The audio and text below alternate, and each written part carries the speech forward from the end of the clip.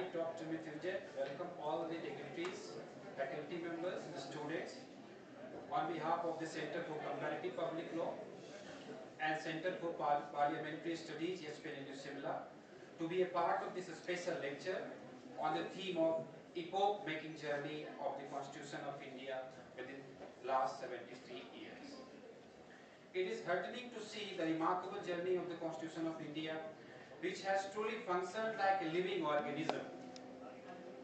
Aristotle remarked that the Constitution is a mode of living, and Carl Smith defined the absolute concept of Constitution as the complete and concrete conditions for political unity and social order. As far as political unity and devolution of powers are concerned, the Indian Constitution has succeeded to establish unity in diversity. But when it comes to social order, India is still governed by various social systems and cultural milieus, and the impacts of constitutional moralities are not too visible. Over the years, the Supreme Court of India is trying to make a balance between the conflicting zone of social and constitutional morality. The recent examples are Sabrimala and Triple Talaq cases. So in this context, it is an adventurous task to review the working of fundamental principles of Indian Constitution in its historical context, so as to think the unthinkable domain of the Indian Constitution. Lighting is a contemplative process to reach the clarity of vision and to have direct insight to reality. In the beginning of the lecture, may I request the dignitaries to light the lamp to start the event.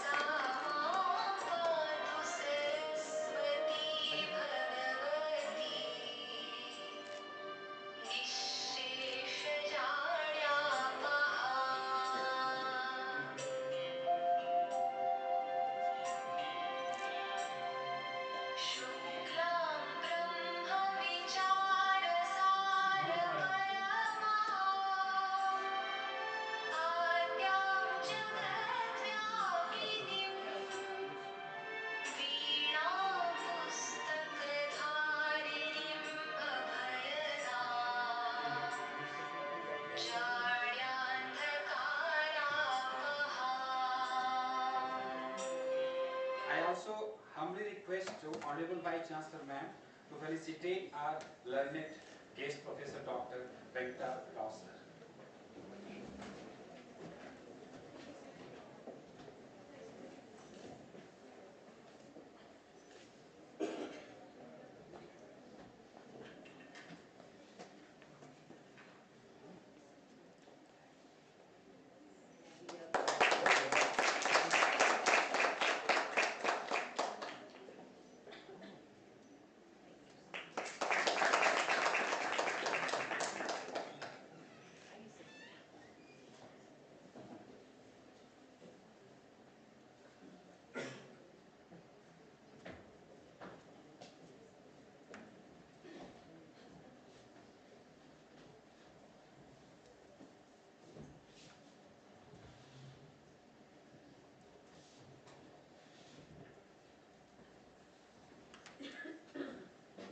Kulgeet of our university exemplifies the vision of university to become a world leader in terms of knowledge.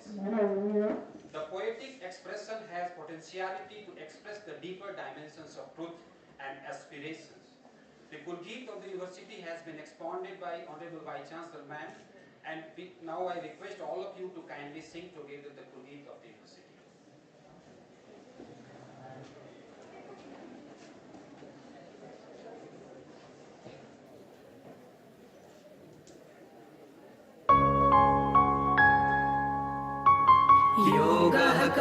सुकौशलम् योगः करं सुकौशलम्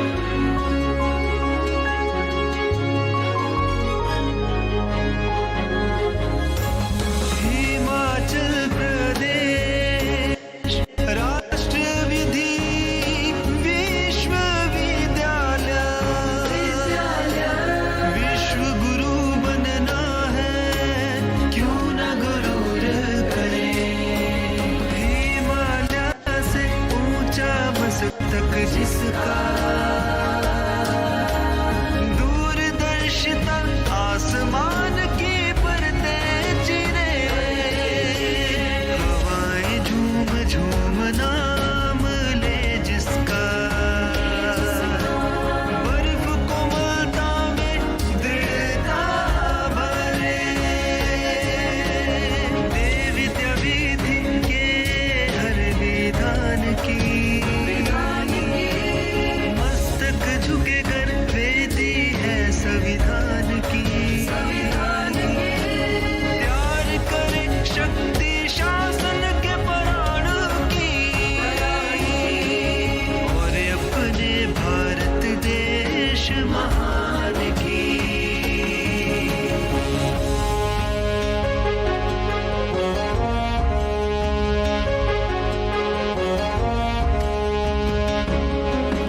तथ्य से अवगत करा तत्व अंगीकृत कराए तर्क को अंगीभूत वितर्क की पूर्ण आहुति डलवाया है हर युवा यहाँ लेखनी और वाणी वीर बने कानूनी मदद का दरिया बहा वाद विवाद प्रतिद्वंदी बने इनके आंचल सफी चलाओ न्यायालय संस्कारों में मिटाए अन्याय श्वेत श्याम वर्दी ख्याति बढ़े देवभूमि की जिससे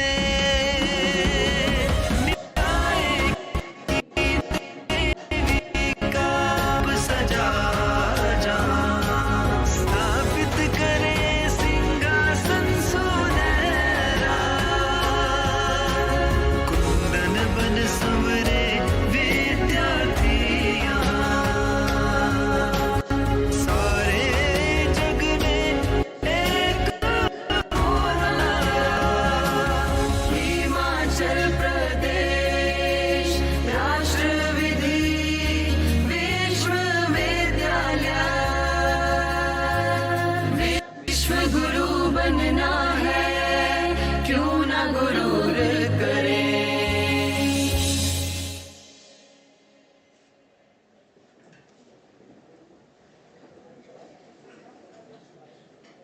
Family principle is the mother of 10,000 things, as said by Lao Tzu, the Chinese philosopher. Honorable Vice-Chancellor Professor Dr. Nishtha Jaswal ma'am has bestowed the affection of mother and has nurtured the university with extraordinary hard work and sincerity. Her energetic persona and positive vibrance inspire the younger generation of teachers to be punctual and honest in legal scholarship. Ma'am is not only a great leader but also a poet and wonderful teacher of constitutional law. In modern day legal scholarship, it's difficult to find a law teacher of her caliber. When you ask any questions related to constitutional law, she has deeper vision in constitutional principles. Today is the great occasion that we want to listen her on this theme, Epoch making journey of Indian Constitution.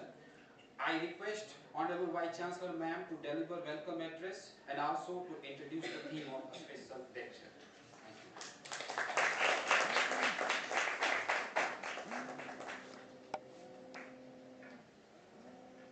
Thank you, Dr. Mrityunjay. Even though today is 23rd, Constitution Day falls on 26th, still in advance, I can say happy pre-Constitution Day. Mr. Venkata Rao, Mr. Jaswal, faculty members, beautiful daughters, handsome sons. Main speaker is Prof. Venkata Rao. Better say, only speaker is Prof. Venkata Rao.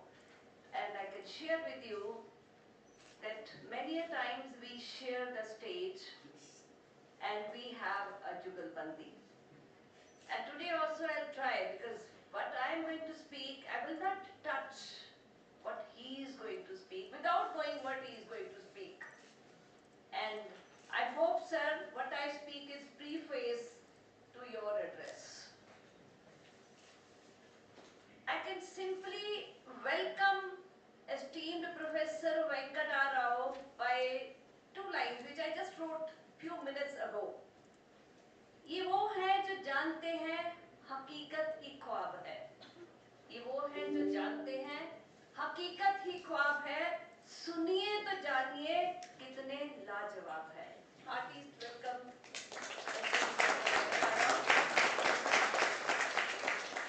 Constitution.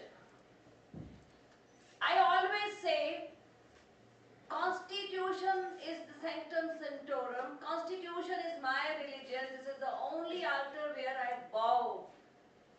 I don't go to any place of worship, but I worship the Constitution. And again, the poet Hart says, I can begin. What is Constitution? संविधान नहीं है केवल कुछ पन्नों की खान. संविधान नहीं है केवल कुछ पन्नों की खान. यह तो है मेरा धर्म, निष्ठा, ईमान और मान. When we are talking about Constitution, and in fact I'll be coming to the constitutional values.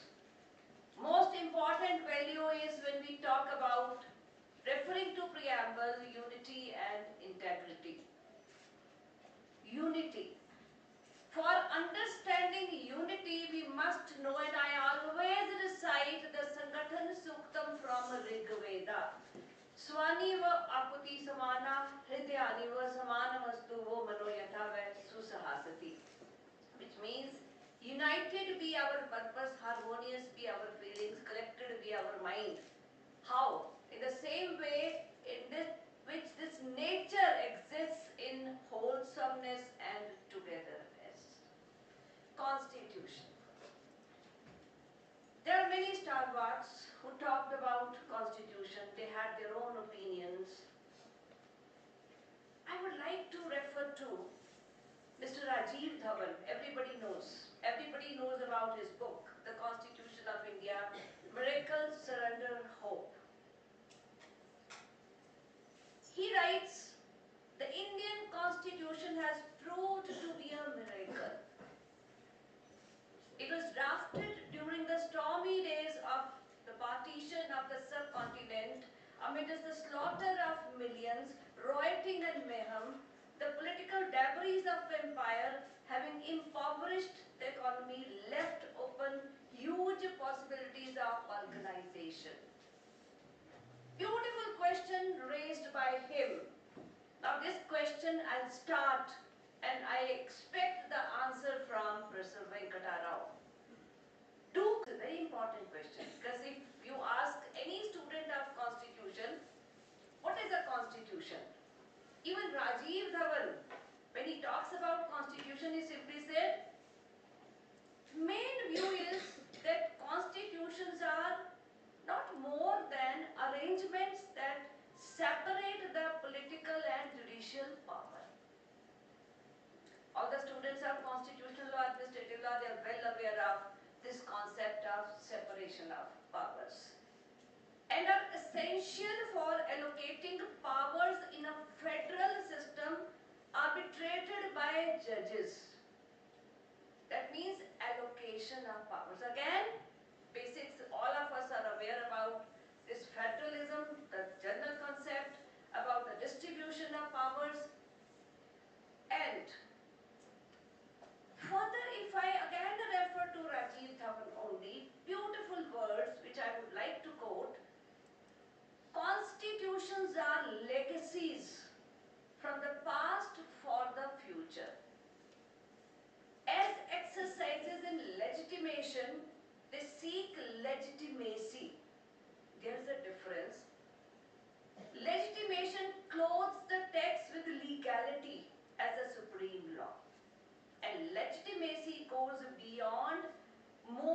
legality, striving towards ensuring that the Constitution works efficiently.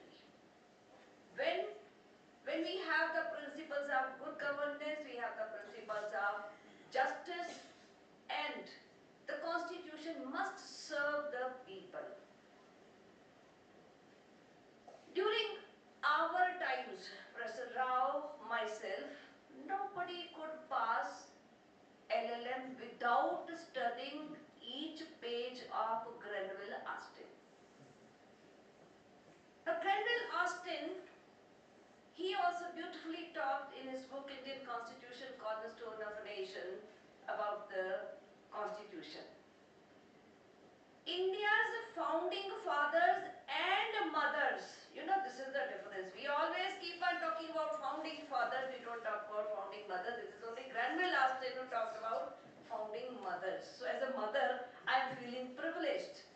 India's founding fathers and mothers established in the Constitution both the nation's ideals and the institutions and processes for achieving them.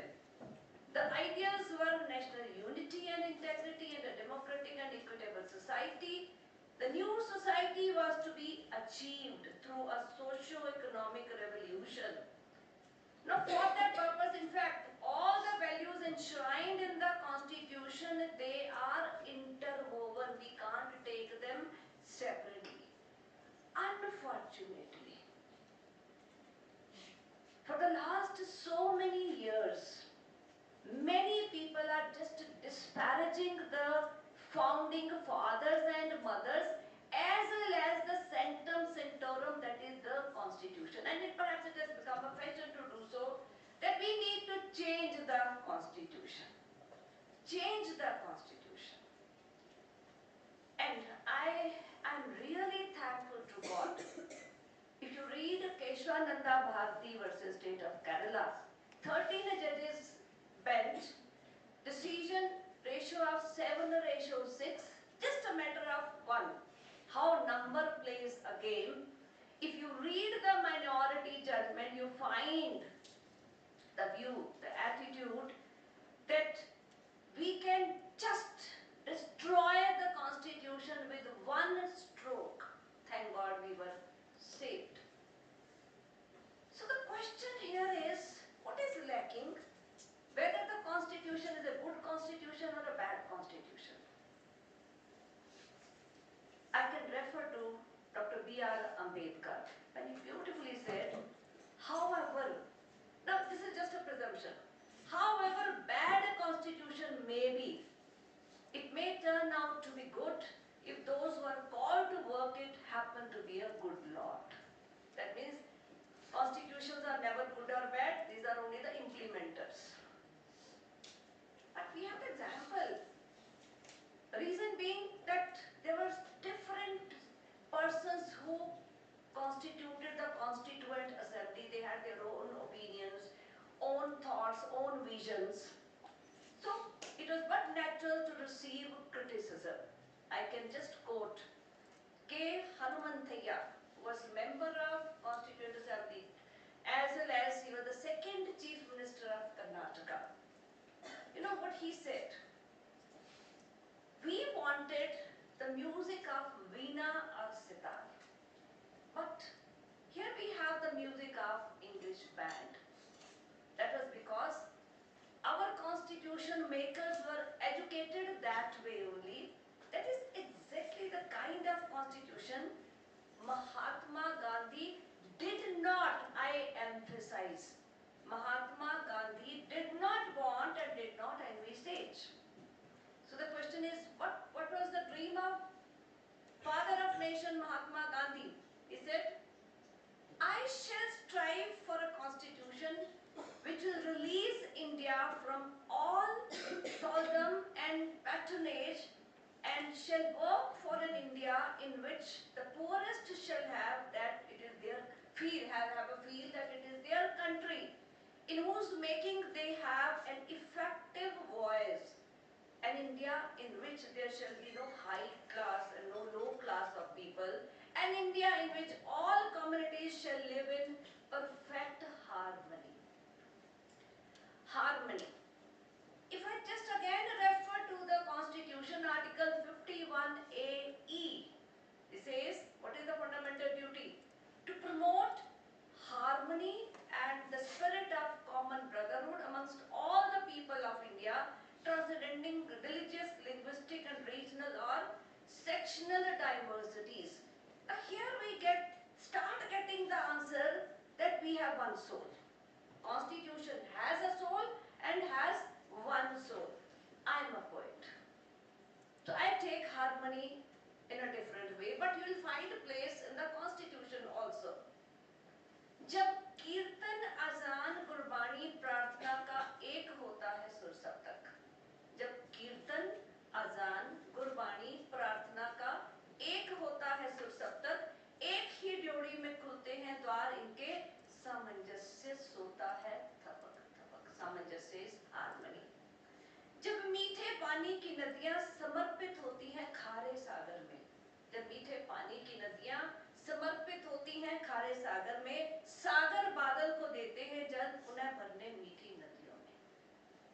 जब अपने आंसू दूसरों की हंसी में खो जाते हैं, जब अपने आंसू दूसरों की हंसी में खो जाते हैं, दूसरों के दर्द में हंसते हुए लबों पे भी नयन रो जाते हैं.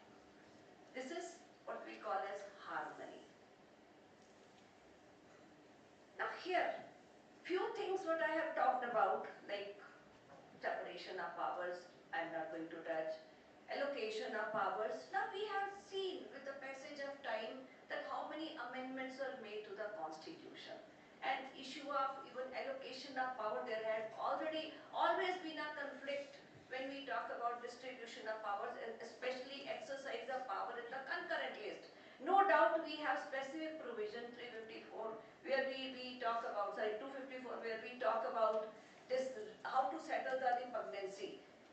And we have in fact live watch of all these issues, whether acceptance was there, whether no acceptance was there, whether we talk about taking away Article 370, whether we talk about what happened in the Delhi Service Act. I am not going into the details of all these, still the matter is pending.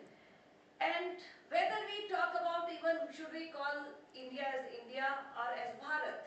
So number of issues which are pending, which always raises a question whether the Constitution is bad and we need to change it. I simply continue with the same presumption and same opinion that no doubt we need a dynamic Constitution, and Constitution must change as per the needs of we the people of India. And at the same time we cannot violate the underlying spirit of the Constitution. Perhaps this was the reason why in 1973 in Keshavananda Bharati's case, Supreme Court laid down the concept of basic structure, putting restraint on parliamentary power to amend the Constitution. And going back again to the ancient times, referring to the Hindu philosophy, if I again refer to the concept of Purushartha Dharma, Purushartha having four pillars, Dharma, Artha, Kama and Moksha. Now we find place in the Constitution, Dharma, righteousness, all the constitutional values. Every time when we touch anything on the touchstone of the Constitution, it is on the basis of Dharma. Article 13 which says, no law to be passed which violates the fundamental rights of the Constitution. This is nothing but a kind of Dharma which restrains us. Even in 2023, now separation of powers we are well aware. 2023 there was a decision of Ocassion versus State of UP, where again, even though 86 we started talking about judicial self-restraint, whether it was the case of Umed Ram, Himachal's case, or the case of a student, a parent of a student of a medical college. Now, still 2023, again the same reminder by the Supreme Court that the judiciary has to exercise restraint while interfering in the legislative power. So this clearly shows the kind of dharma which is prevalent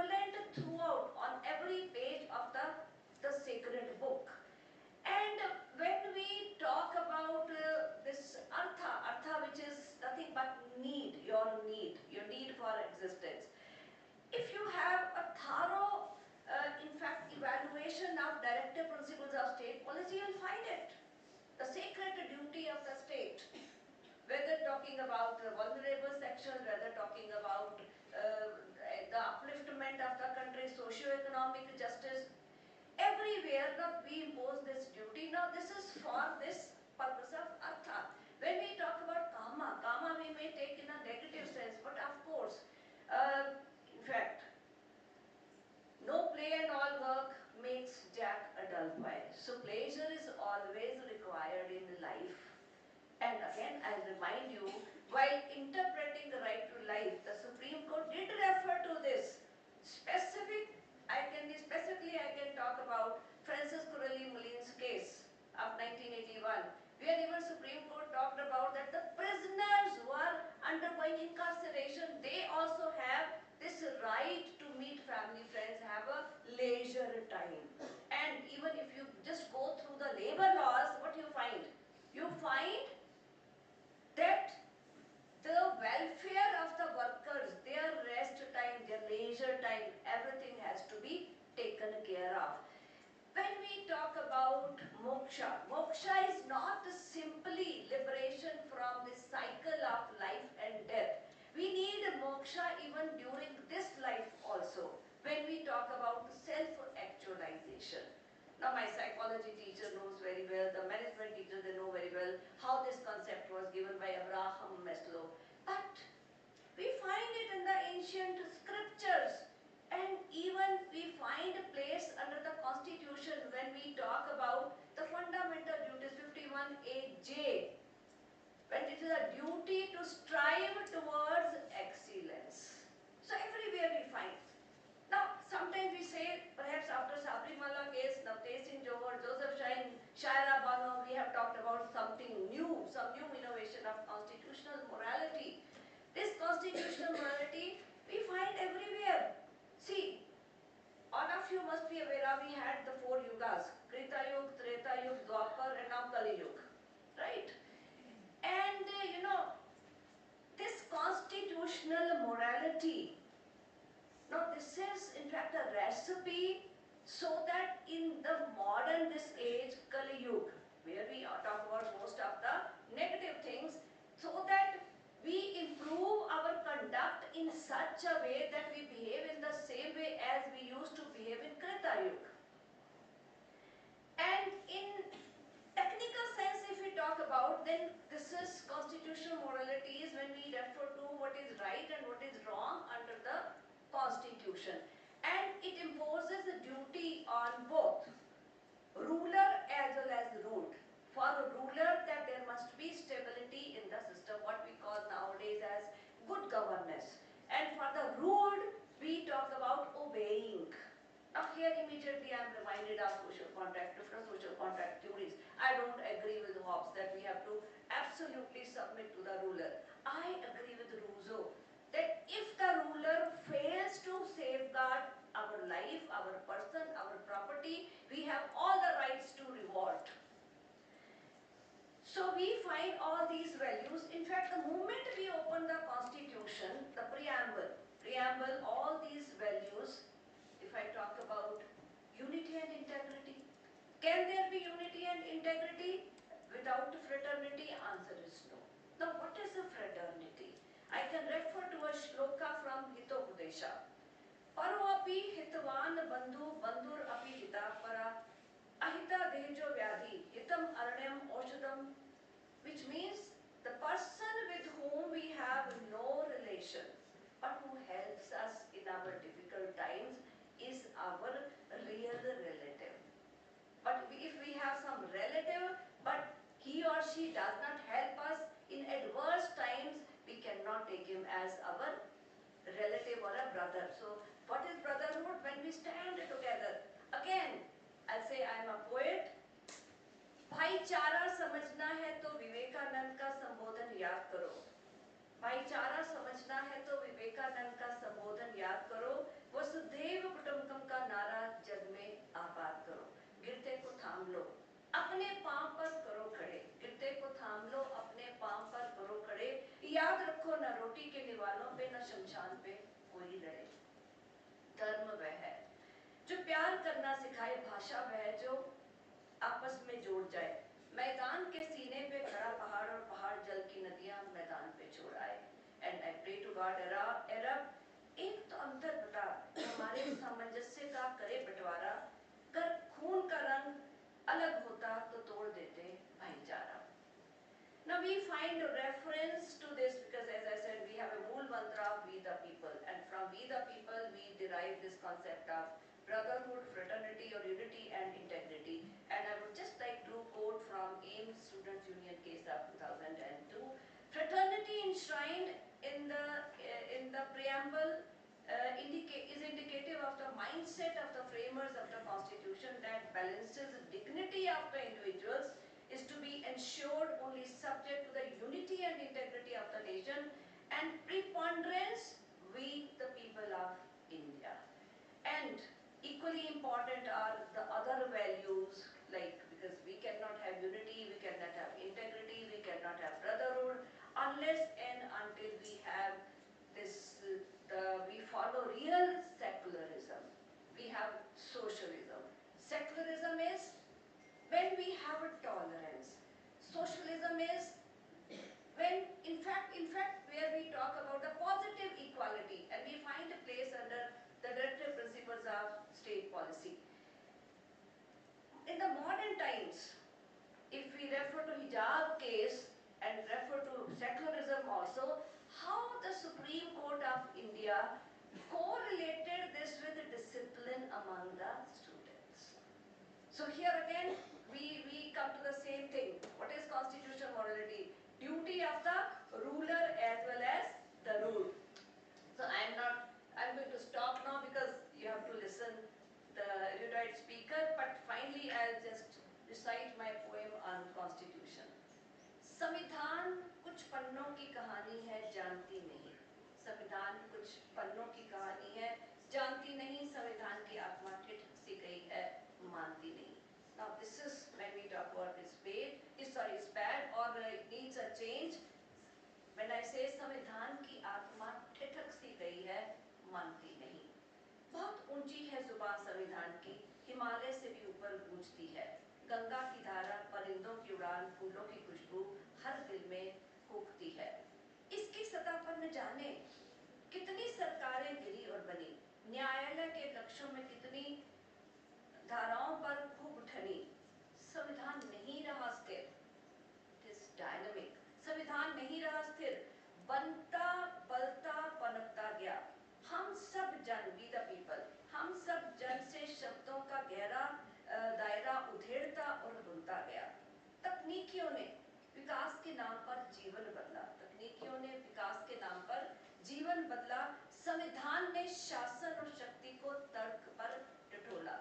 मर्जी न तेरी न मेरी, तराजू है सही या गलत का.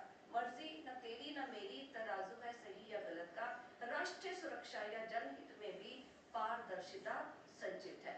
मैं नैसर्गिक अधिकारों के लिए लड़ता रहा. मैं नैसर्गिक बेसिक ह्यूमन राइट्स, मैं नैसर्गिक अधिकारों के लिए लड़ता रहा. मेरे ऊपर मुझे बनाने वाला हंसता रहा. I hope you understand. Supreme Court had to declare that yes, you have a right to food, water, shelter. कुछ देवदूतों ने मेरा दर्द दिलो दिमाग से निहारा. कुछ देवदूतों ने मेरा दर्द दिलो दिमाग से निहारा और उच्चतम न्यायालय ने मेरे अस्तित्व और सम्मान को सहारा. पारदर्शिता के नाम पर सूर्य की किरणें मुझे टटोल गई. पारदर्शिता, ट्रांसपेरेंसी. पारदर्शिता के नाम पर सूर्य की किरणें मुझे टटोल गई. मैं सोशल मीडिया पर प्रकट बेमोल हुई. संस्कृति और संस्कारों की कसौटी निखर गई. संस्कृति और संस्कारों की कसौटी निखर गई. संविधान और सामाजिक नियमों की लड़ाई और निखर गई. अरब सुबुद्धि दे मुझे, अरब सुबुद्धि दे मुझे, संविधान का दिया जलाती रहूं.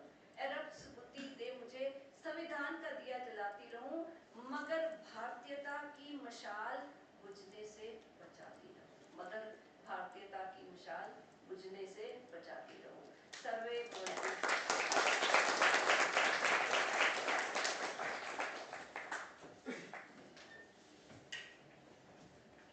Thank you, ma'am.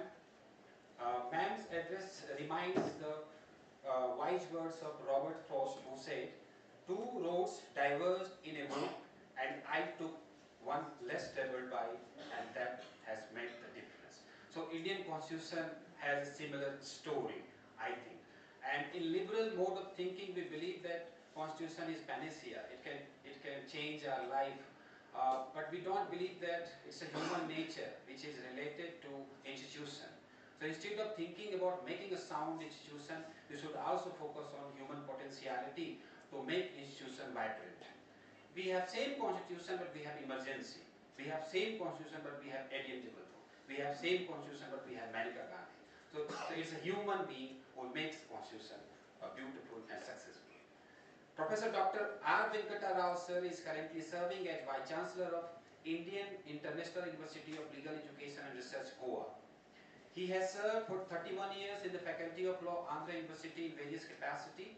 He was Director of Center for Criminal Justice, Andhra University from 1997 to 2009.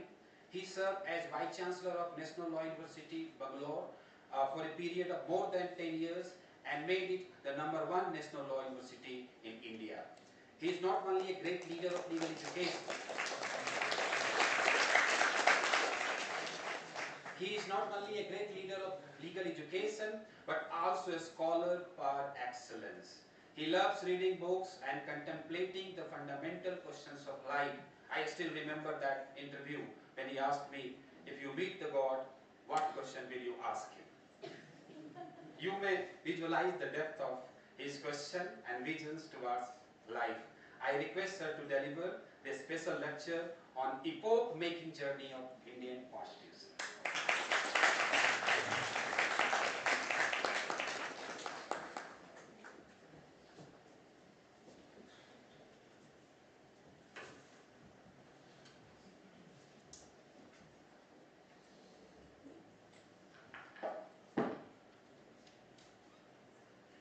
Before offering my salutations to the dignitaries, I will make a reference to that very interesting question. If you meet God, what will you ask? A student of mine, who is now a senior IAS officer in the government of Chhattisgarh, she impromptu answered that question in a program called, there were impromptu sessions. That means no preparation, nothing. I asked a student a question, immediately she has to reply. I asked her, what will you ask if God meets you and appears before you? She immediately said, oh God, please give me a boon. What is that? There must be a better way of starting the day than getting up from the bed. There must be a better way of starting the day than getting up from the bed. Because she used to say, sir, we find it extremely difficult to attend the early morning classes at 8 o'clock. And everyone must have experienced this one. And she got into IAS directly after graduation. And after getting into IAS, she completed her postgraduate studies through private study. And I can share her name. At that time, her name was Renu Godela. She is now Renu Pillai from Government of Chhattisgarh. She is a senior secretary. And that was the answer that she gave. We did have Payne, Vice-Chancellor of this wonderful university. A university which is at the lotus feet of Himalayas, conferring on me the honor of speaking on a Dharma Shastra, I would call it Constitution of India, which has attained the Himalayan heights. My grateful thanks to you, Madam, for having come to this. The custodian of the university, Professor Jaswal, whom I know for the last 20 years, due to my association with the Indian Law Institute. Distinguished colleagues, fellow students, such a long introduction was given about me. Only I add one sentence to that. I still continue to be a student of law. And may I request my young friends to come and occupy the seats. Because a teacher is one who wants his students to be outstanding and not standing. So please come and take your seats in the front rows. Okay.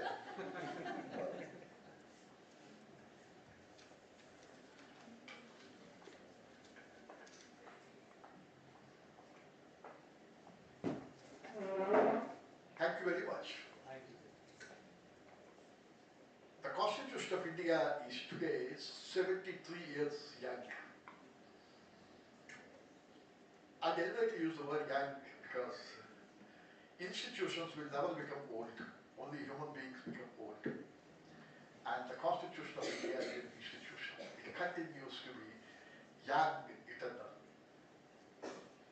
My focus would be the little angels, the representatives of this 21st century.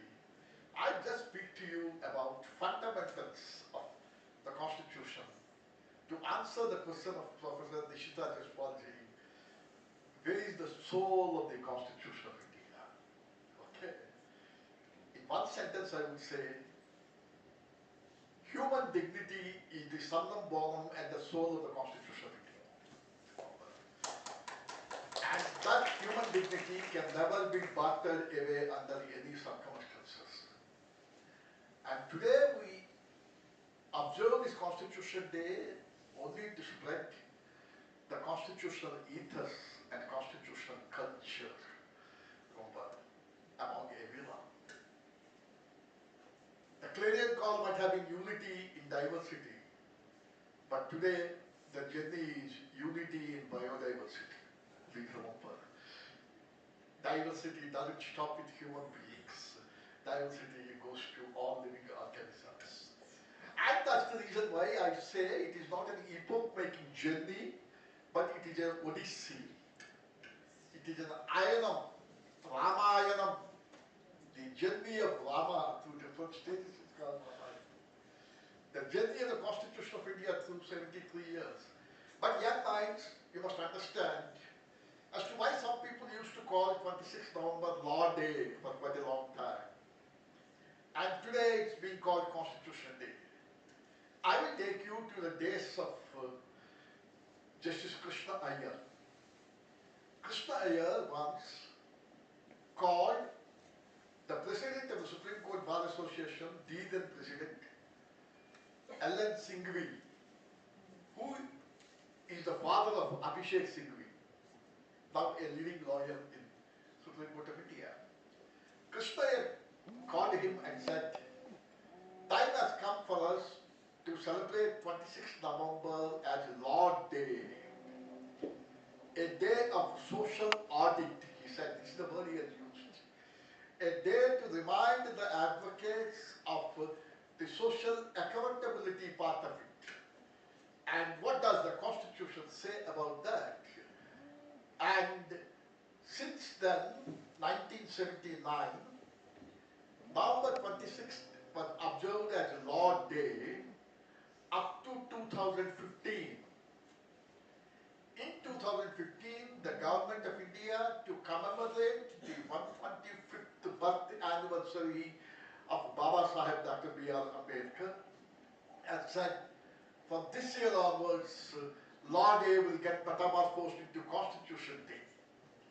So what was Law Day from 1979 to 2015 is now being celebrated as Constitution Day ever since the Government of India, as a part of the commemoration of 125th birth anniversary of Baba Saheb B.R. Ambedkar, declared his Constitution Day. And hence the Constitution. But what is that we are supposed to do today? The most important thing that you are required to do is to make an honest self-introspection of the state. Okay. And empathize with the founding fathers of the Constitution. Why I use the word empathize was, the Constitution of India was drafted in the most difficult times. From 1947 to 1949, and precisely January 26, 1950, if you follow the history, there was so much pressure on the first generation leaders that they wanted to make the British monarch the President of India. Very few constitutional teachers make reference to this. When there was a debate as to whether India should become a member of British Commonwealth, remember, and should India make, like some of the Commonwealth countries, the head of the state, the British monarch, there was a debate. And the founding fathers of the Constitution did not agree. Because they said, we are passing through difficult times, and if we have the British monarch as the president, that will ensure the stability of the nation. Look at 1947 to 49, partition, yes. People were predicting balkanization. People were saying the hard-won freedom would be lost even before the ink becomes dry. Ivan Jennings, one of the greatest scholars, had said this Constitution of India suffers from prolixity, too much of length of constitution, and it will die a natural death. But the irony is, the same Ivan Jennings was entrusted with the task of drafting Sri Lankan constitution. At the same time, he drafted it. The constitution collapsed like a pack of cards in less than 17 years in Sri Lanka. Whereas the Indian constitution has grown from strength to strength, proving Ivan Jennings wrong. It has grown from strength to strength to such an extent that the common man today owns the Constitution of India. My political science teacher during my undergraduate studies in BA Literature Honours always used to say, the Constitution of India is a lawyer's paradise. Okay? But the working of the Constitution has proved that the Constitution of India is a common man's paradise and not a lawyer's paradise. It is the common man who has become the king of the Constitution. So, people predicted the balkanization. Remember, between 1947 and 1949, number of countries became independent along with us. In this part of the world, number of countries drafted the constitutions. But all those constitutions collapsed, whereas the Constitution of India has grown from strength to strength because of the resilience and the inherent values of the Constitution of India. Today, I will share with you some of those inherent values in the epoch-making journey of the last 73 years. And the best way of starting to have a grasp of those values is to refer to a wonderful book by Dhananjay Kriya, the best biographer of Dr. B.R. Ambedkar. The life and the mission of Dr. B.R. Ambedkar. If you have not read the book, young friends, please take a pledge today that after the meeting is over, the first thing that you will do is start reading that book. The life and the mission of Dr. B.R. Ambedkar by Dhananjay Kriya, translated into all languages of the world. Not those languages mentioned in our schedule. All languages of the world. And a dispassionate biography. Normally biographers, remember, would indulge in unadulated praise in the book. But Dhananjay Kriya called the spade a spade.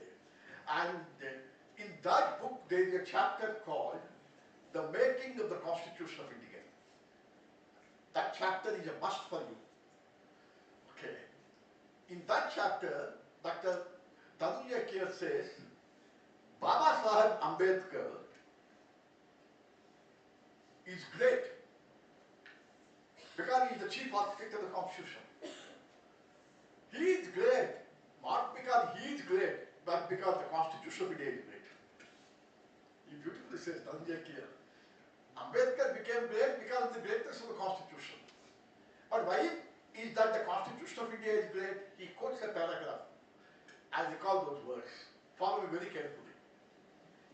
The soul of the Constitution I'm referring to now. The Indian society is like a multi-storied building.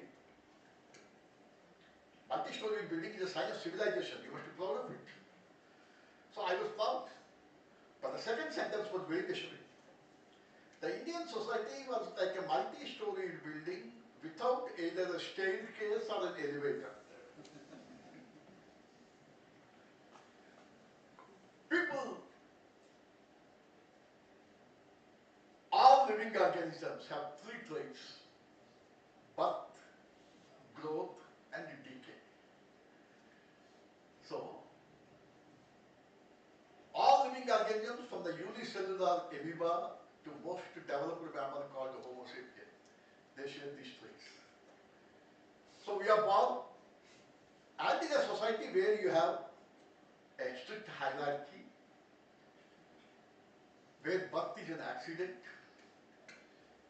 if you are born in the ground floor, you continue to languish in the ground floor, you continue to decay in the ground floor. Because there is no opportunity for you to move what M.N. Srinivas in his book on sociology calls as Sanskritization. Okay, therefore you languish.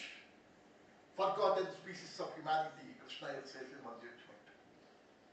If you are born on the top floor, you go to Doon School. From Doon School you go to Stephens College. From Stephens College you have a red carpet welcome either to Parliament of India or Mussoorie Lal Bahadur Shastri Administration. Okay. People who are born in the intermediate floors are neither here nor there. They are sandwiched. But the next sentence is a masterstroke. I repeat again. The Indian society is like a multi-storied building without a staircase or an elevator.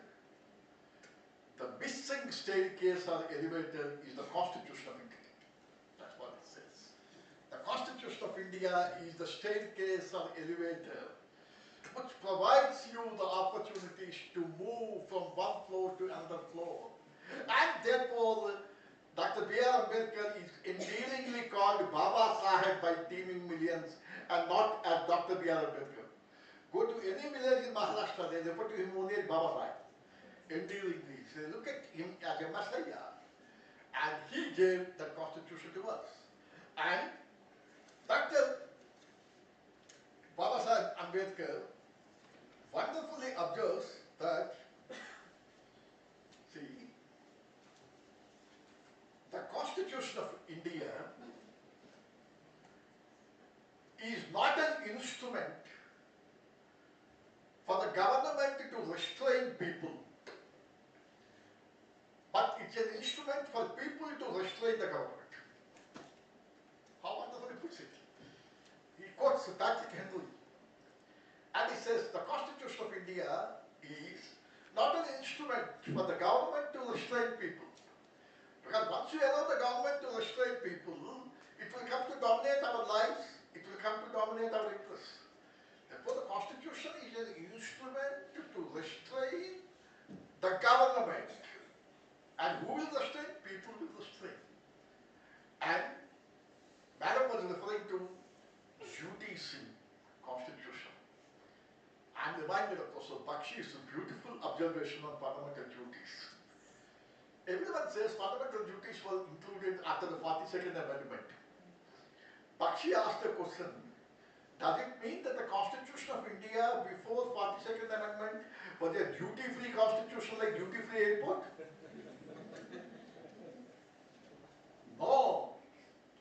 Duties were cast upon us right from day one. They were implicit. Madam was referring to constitutional morality. Dr. Ambedkar, in a speech made on 5th November 1948 in the Constituent Assembly, makes a reference to constitutional morality. And he says, the Constitution of India is like skeleton and bones, without flesh and blood, without constitutional morality. And according to me, the constitutional morality means the constitutional conventions that are followed in the United Kingdom by persons in public life, whether they are on the treasury benches or official benches. That is constitutional morality. And then he makes a very succinct observation. It is becoming fashionable to use the word constitutional morality. But what is important is the inner morality of the Constitution is more important. The inner morality. And Pachiwala says the same thing. What is left unsaid in the Constitution is more important than what is said in the Constitution. Okay, and you have 395 articles, 12 schedules. Now, by the way, this question is meant for the students. If anyone can answer it without looking to Google, okay, no phone of friend, no Kalpana Kalpati. Be honest to yourselves, okay? Let me see how keen you are studying. When you study the Constitution of India, two things to remember. Never use the word Bare Act. Bare Act is meant for other statutes, not for the Constitution of India. Just as the wife of God we call consort, not wife. You give an elevated thinking. Okay, Sita is consort of Rama, not wife of Rama. Whereas Madam is my wife. Wherever she is at home, she is not consort. Because I am not of divine proportions. The Constitution of India is a sacred document. Therefore, you must always call the text of Constitution. Not the Bare Act. Bare Act of IPC. Bare Act of Contracts. On this Constitution Day, learn this first. Always use the word text of Constitution. Dhananjay Chandrachud in one context says, text of Constitution and context of constitutionalism are the soul and the heart of the Constitution of India. Text of Constitution and context of constitutionalism are the soul and heart of India. That's number one. Number two, my question to you. Who has called it the Constitution of India? Who called it the Constitution of India? Can anyone answer? Is there any article in the Constitution of India which says this should be called the Constitution of India? Why I am telling you is most of us, including me, think Constitution is Article 14, 15, 16, 21, 29, 30, 370, 32, 226. But there are very, many important articles in the Constitution of India. And friends, there is one article in the Constitution which says this should be called the Constitution of India. I am referring to Article 393. Please look at it. Article 393 says, this Constitution may be called the Constitution of India. You must start your constitutional culture or constitutional ethos by reading first Article 393 and some of the other articles. No constitutional teacher does it. They straight away go to J. N. Pandey, okay. Okay, they go to other books and they start discussing. Okay. Right. Because these are the things that awaken your curiosity. These are the things that enable you to understand constitutional culture. Therefore, 11 commandments by way of fundamental duties have been explicitly stated after the 42nd Amendment, 10 plus 1 letter. But right from the beginning, you had duties cast upon you. That's the second point. The third most important point I wanted to refer to you is 2023 year is very significant for two reasons. One, 4 days ago, NCERT has taken a decision that in all the schools, preamble must be written on the walls in the vernaculars. A very significant decision. Now, along with the Janagana Mana, Vande Mataram, a student must be made to read the preamble of the Constitution. And now NCERT has taken the decision. I'll come to its importance later. The second one is 2023 marks the completion of the anniversary of the basic structure doctrine of the Constitution of India. It was on 24th April 1973 that, with a sleight of hand, the Supreme Court has brought somewhere the structure doctrine called basic structure. As to what is the basic truth about basic structure, I will tell you. But first about preamble. Most of us young friends should get by heart the preamble, and preamble should become a part of your body. Okay, we the people dash dash dash dash. Justice, social, economic and political, okay? Liberty of expression, belief, thought, etc. worship, equality of status and opportunity, and fraternity assuring the dignity of individual. But from today onwards, develop the culture of not reading the preamble in one go.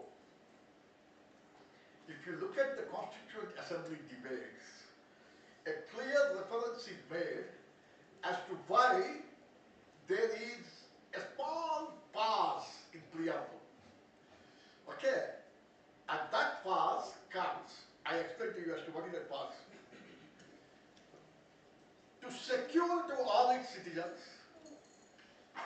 justice, social, economic and political, liberty of thought, expression, belief, faith and worship, equality of status and opportunity. You must give a break there. Because till here, the preamble says to secure to its citizens. And then the second part it says, and to promote among them all. It doesn't use the word to secure. Promote among them all fraternity, assuring the dignity of the individual. This promoting fraternity and assuring the dignity is the soul of the Constitution, madam. Okay. Fraternity, okay, this is the soul. To promote among them all fraternity, assuring the dignity of the individual. I'll just give you one example. When I was a postgraduate student, a research scholar in 1975, in my entire hostel, there used to be only one research scholar from scheduled castes and scheduled tribes. Only one research scholar among 80 departments. As late as 1975, he belonged to Commerce and Management Studies. Today in 2023, look at the scenario in public institutions. Okay, and as to how we have traveled in affirmative action programs or compensatory discrimination programs, where justice, social, economic, political, remember, clear manifestation. That makes us proud. That is what you mean by dignity of the Constitution. In less than 50 years, still a lot requires to be done. But she says only little is done. A lot requires to be done. Okay, therefore you must become foot soldiers of the Constitution. Now I come to the basic structure. Very simple. Some of my students used to ask me, sir, please explain to me very simply what is this basic structure doctrine, because the judgment runs to 1350 pages. And when we invited a scholar from Canada to speak on Keshavan Bharati's case, he said, I congratulate the Indians for the wonderful judgment in Keshavan Bharati's case, because it proved that paper is not a scarce commodity in India. Because what could be said in 6 pages, they have taken 1350 pages. Without the judges knowing what they have said. Because when the judges were asked to sign on the summary, when the summary was prepared, some of the judges refused to sign it, saying that this is not what we have said. Everything is captured in a book on basic Keshavan Bharati's case by D.R. Antarjulan. Please purchase that book for your library, okay? And how an attempt was made to review again Keshavan Bharati's case, that fiction was written off, very interesting factor. But for you, my young student friends, Article 368 speaks about the amendment of the Constitution, correct? Procedure. But the question is the power of the Parliament to amend the Constitution limited or unlimited? Okay. case on the Bharati scale, the Supreme Court said, the power of the Parliament to amend the Constitution is not unlimited. It did not say it is limited. It's not unlimited. The limit starts where basic structure begins. You can amend any part of the Constitution except the basic structure. But what is basic structure? We will not tell you. You amend the Constitution, let it be challenged, let it come to us, we will examine. Madam Gandhi desperately wanted to know what is basic structure. Krishna says, remember, Siddhartha Karmani was invited, but then etc. etc. So they said they refused to. They gave some illustrations. Okay?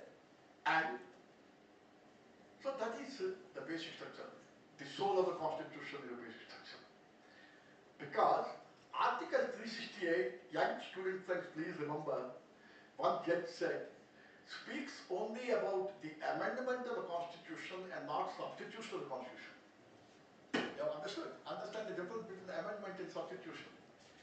So, simply because you have brute majority in the House, you cannot substitute the Constitution lock, stock and barrel.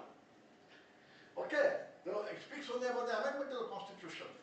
I tell you, after basic structure doctrine was given to us, number of people came with scholarly essays saying that this man is first responsible for propounding basic structure doctrine.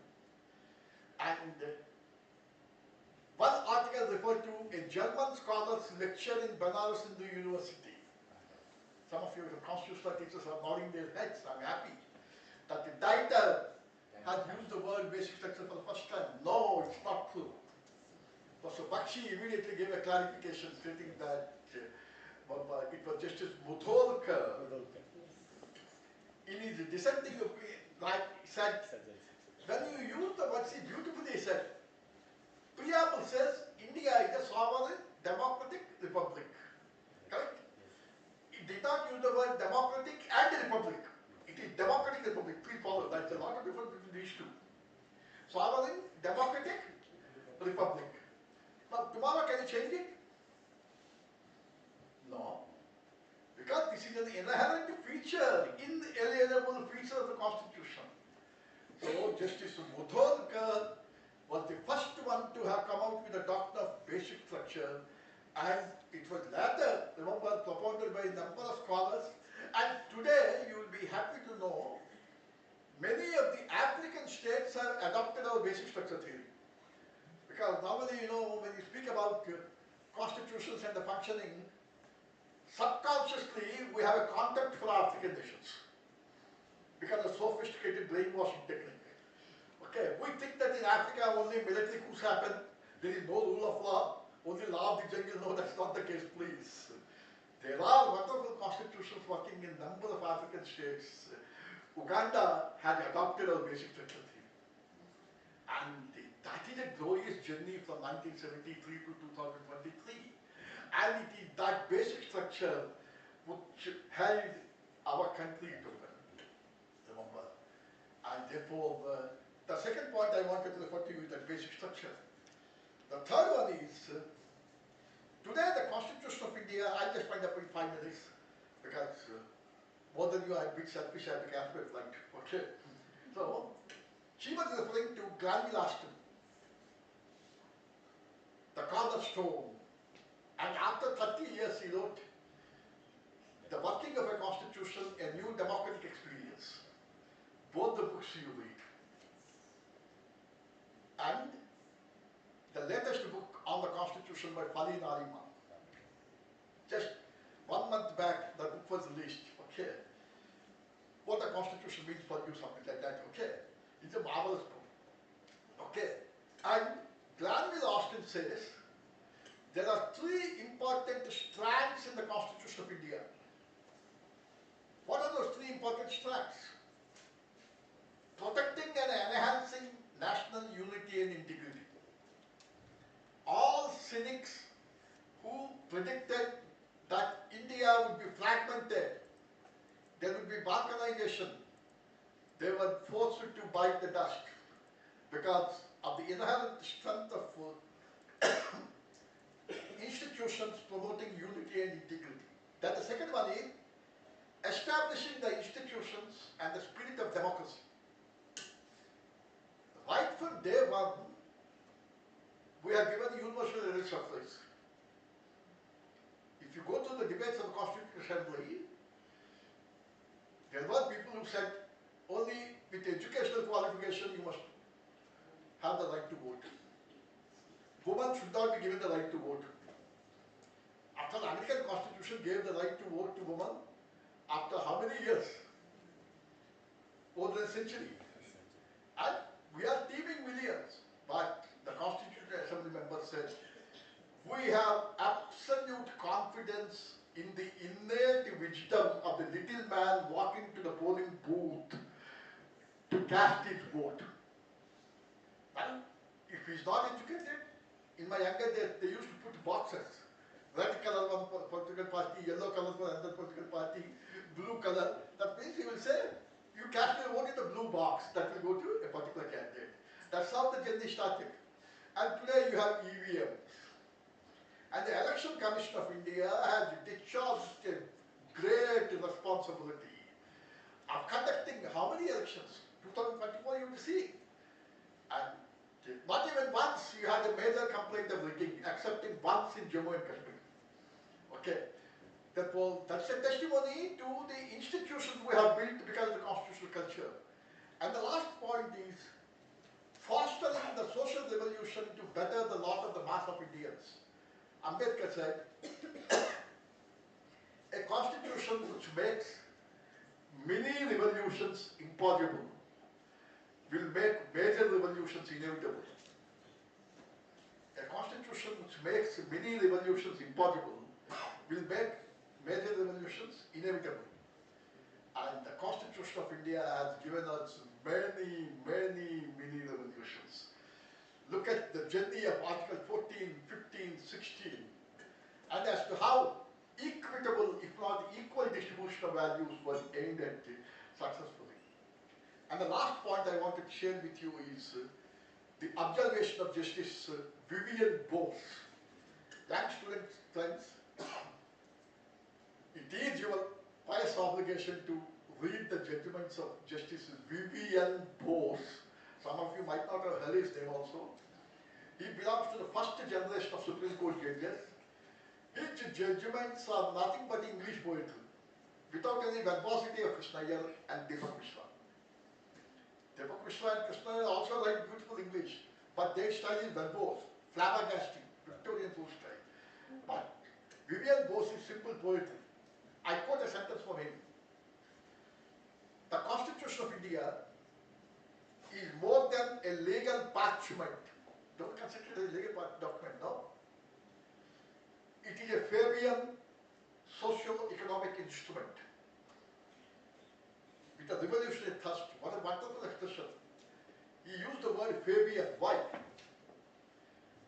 Fabian philosophy believes in change through evolution and not through revolution. Whereas communist philosophy believes in change through revolution. Political power grows out of the barrel of the gun. So, Fabian socialist movement in England was very popular. And therefore, the Constitution of India is a Fabian socio-economic instrument with a revolutionary thrust. The high purpose and the wealth of human rights, which inhere in the citizen of India by virtue of the Constitution, are condensed with delicious brevity and precious dignity in the preambular passages. See, the preamble gives you the essence of human rights. Here, remember, 1945 was the year in which the United Nations was established. 1948, 10th December was the Human Rights Day. We are going to celebrate the 75th anniversary. Both had profound impact on making of the Constitution of India. There, I will also make a tangential reference to observation of Nelson Mandela. When South Africa got liberated from apartheid, and South Africa was entrusted with the task of drafting a constitution, you must be proud of national law schools. What Mandela said, you know? He went through all the constitutions of the world and he said the best constitution is Indian Constitution. The Indian Constitution will be my model, he said. And he said, it's unfortunate that students in India are taught that the Constitution has begged, borrowed and stolen from every country. Directive principles from Ireland, federal principles from Canada and Australia, fundamental rights from United States. But no constitutional teacher tells that there are two distinct original features in the Constitution of India. For the first time they have been mentioned. This was observed by Nelson Mandela. In 1948, they said there is an article called Article 51, which makes reference to international law. 51A, B, C, D. Obligations arising out of international treaties. Respect for international law. The Indian Constitution is the first constitution in the world to have made a mention about international law.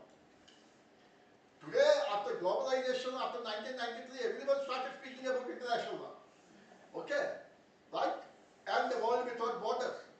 But in 1948, the wisdom. And the second one is, the Indian Constitution is the first constitution to have made a reference to grassroots level democracy, Panchayat Raj institutions. Article 40.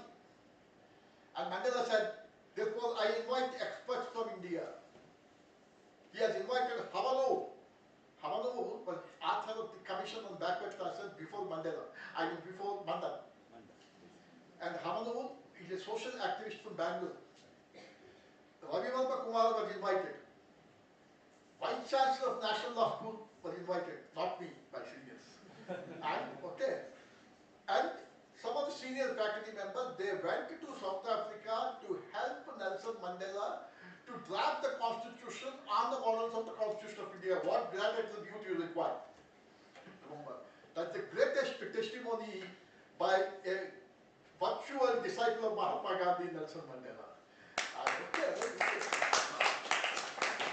Because young student friends, when Mandela was released from the jail and he became the President of India, President of South Africa, media people asked him, are you now going to punish the white fellows who have put you in jail?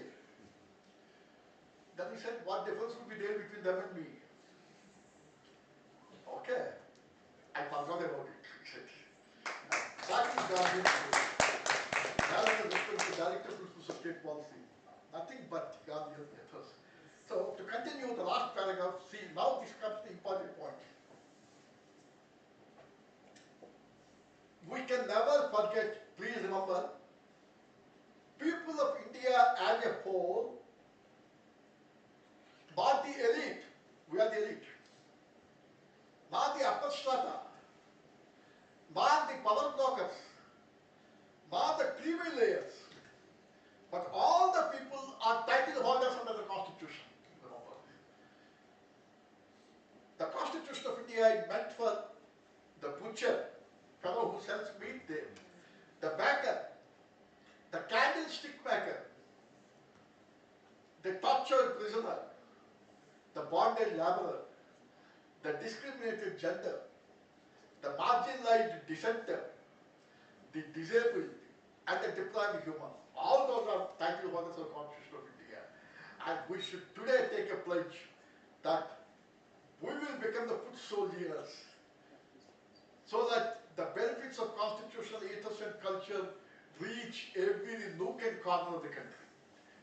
Remember, an accident called birth should not diverge them.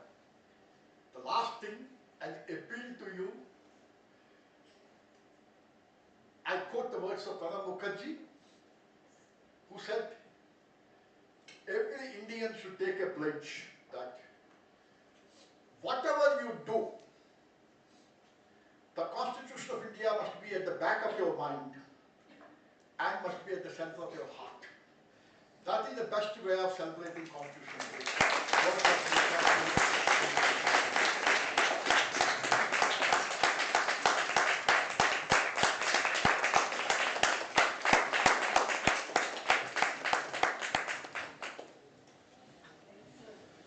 Thank you, sir, for mesmerizing lecture. And I think no word will be suitable to express the emotions. reminded us the beautiful journey of Indian Constitution as audacity of hope, what Barack Obama says. And this audacity of hope requires concrete action. As Roberto Unger says, hope is not the cause of action. Hope is not cause of action. Hope is the culmination of action.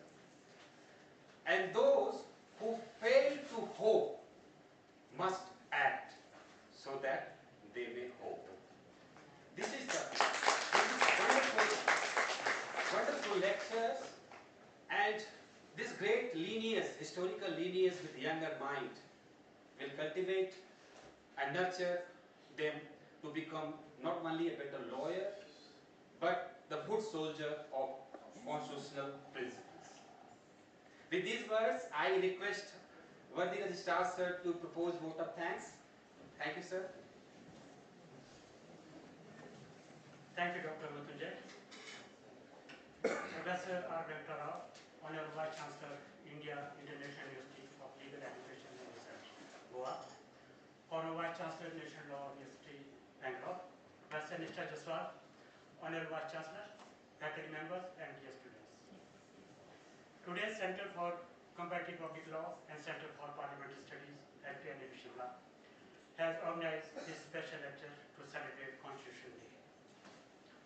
Constitution Day, that is also known as Samvidhan Divas, also known as National Law Day, is celebrated in India on 26th of November every year to commemorate the adoption of Constitution of India.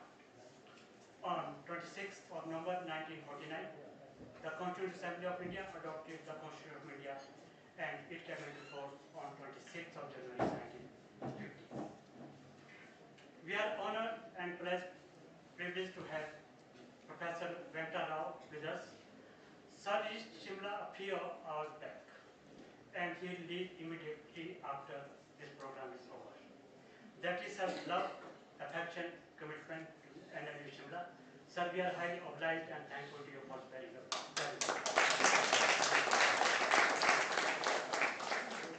I extend my sincere thanks to our Honorable Vice-Chancellor for her great efforts, encouragement, and motivation in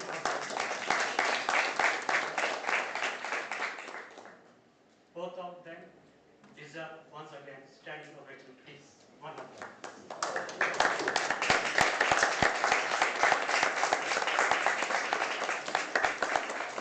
Our thanks are also due to Professor Chanchal Kumar Singh, Dr. Ved Prakash, Dr. Mrityunjay Kumar, Dr. Aisha, Mr. Bani Singh, and Ms. Renuka, and students, members of both our centers for organizing this lecture.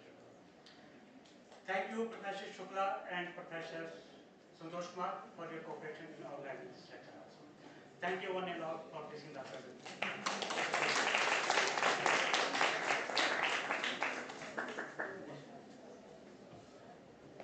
So at the end of this debate, I request all of you to rise for the national anthem. जनगण मन अधिनायक जय हे भारत भाग्य विधाता पंजाब सिंध गुजरात मराठा द्राविड़ उत्कल गंगा विंध्य हिमाचल यमुना गंगा उच्चल जलधि तरंगा तव शुभ नामे जागे तव शुभ आशीष मांगे गाहे तव जय गाथा जन गण मंगलदायक जय हे भारत भाग्य विधाता जय हे जय हे